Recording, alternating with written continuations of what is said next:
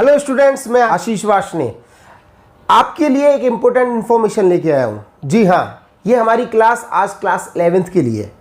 Class 11th में corona यानी कोविड-19 की महामारी की वजह से सीबीएसई ने सिलेबस, जो आपका ओवरऑल सिलेबस है, उसको रिड्यूस कर दिया 30%। जी हाँ, आप सही सुन रहे हैं, 30% सिलेबस आपका रिड्यूस हो चुका। तो ये सभी सब्जेक्ट्स में, यानी कॉमर्स के जितने भी सब्जेक्ट्स हैं, अकाउंटेंसी है, इकोनॉमिक्स है, business studies and other subjects हैं, उन सभी में। तो मैं यहाँ बात कर रहा हूँ अकाउंटेंसी की, तो अकाउंटेंसी में 30% सिलेबस क्लास 11th के लिए भी और क्लास 12th के लिए भी। तो हम बात करते हैं क्लास 11th में क्या क्या पोर्शन डिलीट कर दिया गया, यानी जी हाँ, आपके एग्जाम में क्या क्या चीज़ अकाउंटेंसी में पूछी नहीं जाएंगी। तो वो हम एक एक करके बात करते हैं। आपकी स्क्रीन पे भी चीज़ों को मैं दिखा रहा हूँ।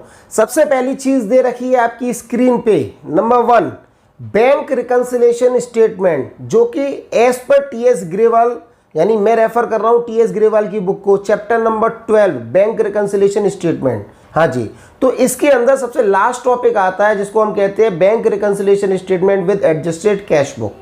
अब इसका क्या रोल होता है आपके एग्जाम में? एग्जाम में ये क्वेश्चन 6 to 8 मार्क्स में पूछा जाता था, जो कि थोड़ा लेंथी होता था, और वो सीबीएसई ने इस पोर्शन को इस सिलेबस से हटा दिया है।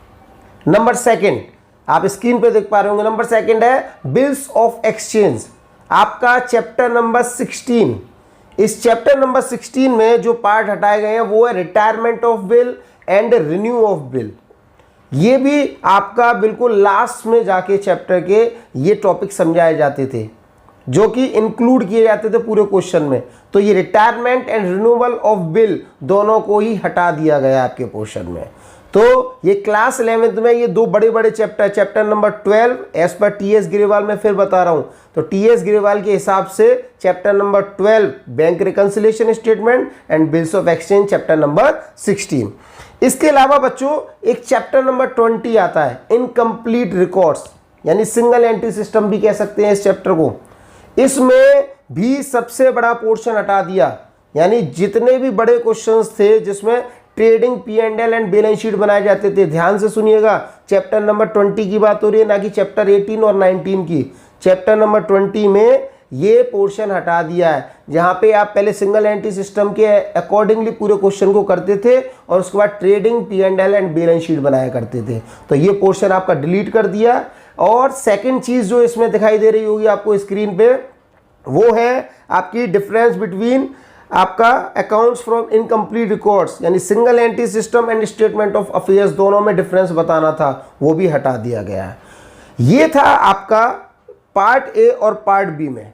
और जिसमें कंप्यूटर्स इन अकाउंटिंग, जो चैप्टर नंबर 21 है, उसमें भी कुछ चीज़ें हटा दी गई हैं, जैसे कि मैं रीड कर रहा हूँ, इंट्रोडक्शन टू ऑपरेटिंग सॉफ्टवेयर, कुछ stages in automation, comparison between manual accounting process and computerise accounting and generation of reports. तो ये चैप्टर में से, यानी ये चैप्टर नंबर 21 में से बहुत सारे पॉइंट्स को हटा दिया गया है। तो ये ओवरऑल बच्चों सिलेबस था जो क्लास 11th में सीबीएसई ने इस बार डिलीट करा दिया गया। इसके अलावा जितना भी पोर्शन आपका होगा वो एज यूजुअल जैसे पिछली साल आया था वो इस साल भी कंटिन्यू रहेगा। तो आशा करता हूँ आपको चीज़ें क्लियर हो गई होंगी, दिमाग में कोई भी डाउट नहीं रहा होगा। तब तक के लिए थैंक यू।